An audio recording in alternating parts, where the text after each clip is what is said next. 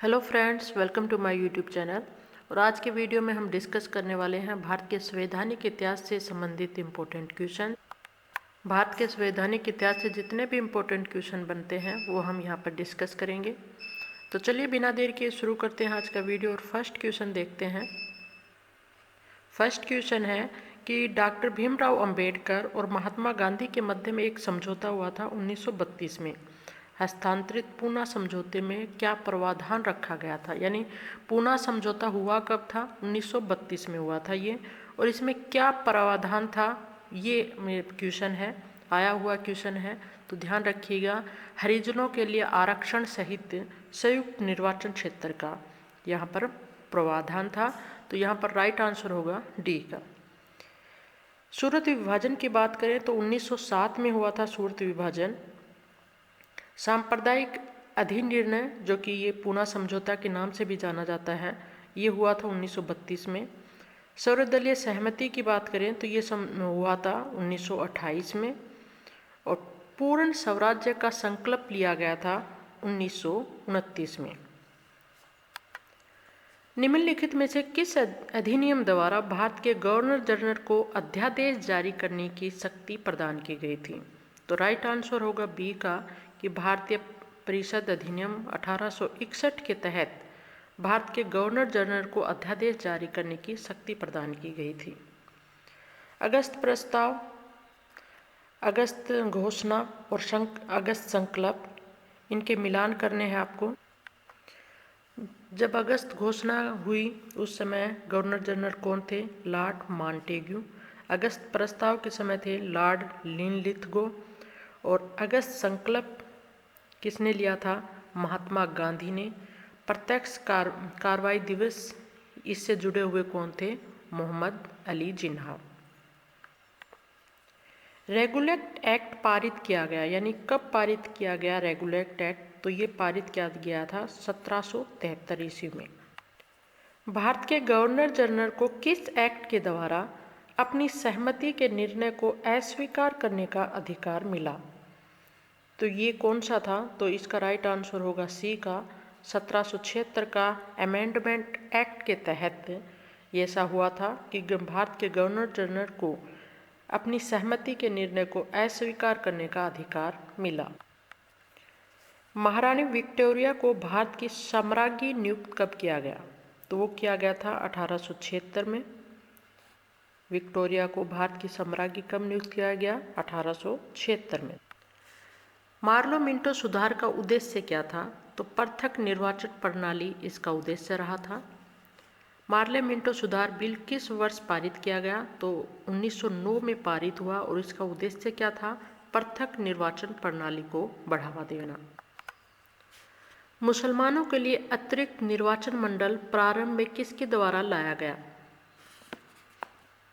किसके द्वारा लाया गया था? तो मार्ले मिंटो सुधार 1909 के तहत लाया गया था। मुसलमानों के लिए अतिरिक्त निर्वाचन मंडल की स्थापना कब हुई थी? 1909 में, मार्ले मिंटो सुधार के तहत। 1909 के इंडियन काउंसिल एक्ट में किस बात की व्यवस्था की गई थी? तो सांप्रदायिक प्रतिनिधित्व की बात की गई थी। इसी के तहत बांट दिया गया था हिंदू मुसलमानों को। मॉन्टेग्यू चेम्सफोर्ड सुधार में प्रावधानों का सार था। क्या सार था मॉन्टेग्यू में चेम्सफोर्ड सुधार में? तो प्रांतों में दोहरा शासन लागू हुआ था इसके तहत, जो कि 1917 में हुआ था ये मॉन्टेग्यू चेम्सफोर्ड सुधार। इसके तहत प्रांतों में दोहरा शासन लागू हुआ। 1946 का कैबिनेट मिशन, तो ध्यान रखना है कैबिनेट मिशन आया कब? तो वो आया था 1946 में।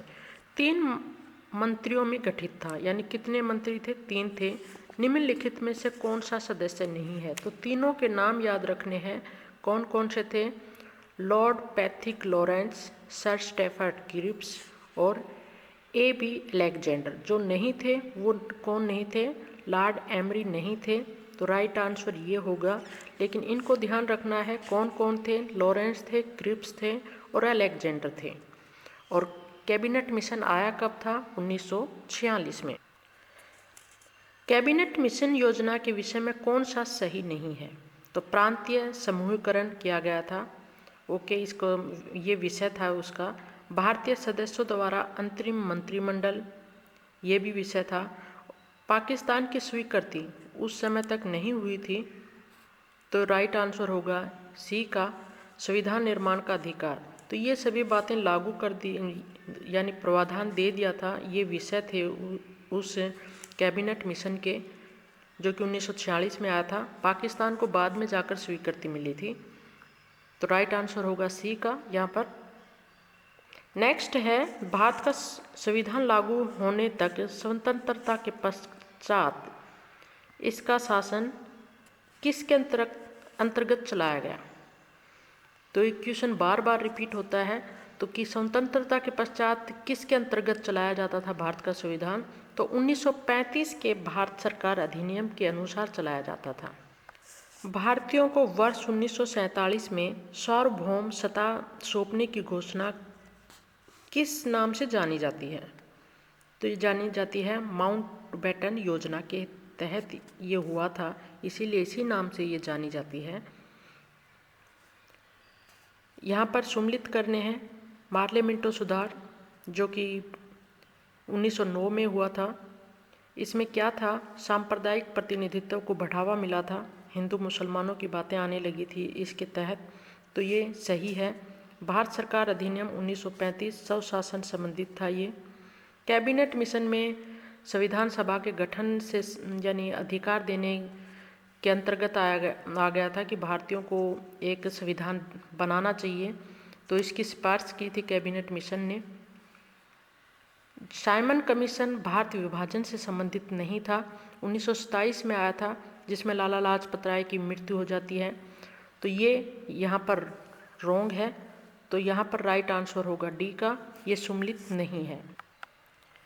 यहाँ पर सम्मिलित करने हैं भारत सरकार अधिनियम 1919, इसके तहत प्रांतों में देश शासन लागू हुआ। भारत सरकार अधिनियम 1935, इसके तहत प्रांतीय स्वशासन यानी स्वशासन की व्यवस्था लागू हुई। पार्लियामेंटो सुधार, जो कि 1909 में हुआ था, इसके तहत सांप्रदायिक निर्वाचन की नींव पड़ी थी। और अधिनियम 1858 के तहत ब्रिटिश शासन शक्ति में आया था। जो ब्रिटिश था, इसके तहत जैसे सीधी शक्ति ब्रिटिश शासन के हाथों में चली गई थी। तो राइट आंसर ये सम्मिलित है। और सती प्रथा का अंत भारत परिषद अधिनियम 1861 के तहत हुआ। अखिल भारतीय महासंघ स्थापित करने का प्रावधान शामिल किया गया था। तो किसके तहत शामिल किया गया था, तो राइट आंसर होगा ए का, भारत सरकार अधिनियम 1935 के तहत अखिल भारतीय महासंघ स्थापित करने का प्रावधान शामिल किया गया था। निम्नलिखित में से किस अधिनियम ने केंद्र में देश शासन प्रणाली को स्थापित किया था। तो भारत शासन अधिनियम 1919 के तहत ये स्थापित किया गया था, केंद्र में देश शासन प्रणाली। संघीय प्रणाली का पहला प्रयास भारत सरकार अधिनियम के किस अधिनियम के तहत किया गया था, तो 1935 के तहत किया गया। ये किस अधिनियम की प्रमुख विशेषता प्रांतीय स्वशासता थी, तो 1935 की थी ये।